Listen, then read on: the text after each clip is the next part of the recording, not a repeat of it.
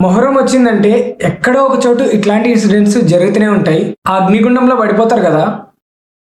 చనిపోవడం మాత్రం 100కి 100% అయితే జరుగుతుంది. మొత్తం ఒళ్ళు మొత్తం కాలిపోతుంది. అందులోనూ వాళ్ళని తీసుకొని రావడానికి వెళ్ళిన వాళ్ళకి కూడా ఇట్లాంటి ఇన్సిడెంట్స్ అయితే జరుగుతాయి. మొహరం వచ్చినప్పుడల్లా ఎక్కడో ఒక చోట ఇట్లాంటి ఇన్సిడెంట్స్ జరుగుతూనే ఉంటాయి.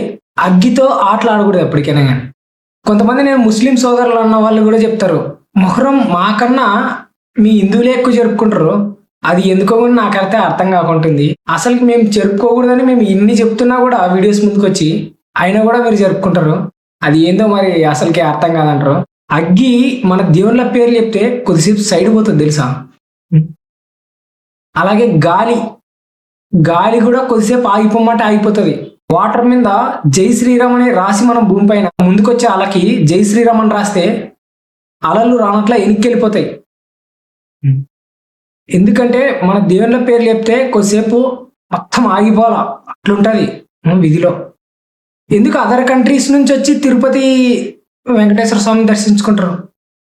ఆ మోస్ట్ పవర్ఫుల్ గాడ్. మీకు ఇవన్నీ చెప్పినా అర్థం కావు, కానీ ఇట్లాంటి మొహరం వచ్చినప్పుడు మాత్రం ఇట్లాంటి ఇన్సిడెంట్స్ జరుగుతూనే ఉంటాయి. ఇవి ఇంకా ఎన్ని రోజులు జరుగుతాయో కూడా తెలీదు. మన హిందూ ధర్మం కన్నా ఇట్లాంటివి గొప్ప చెప్పండి.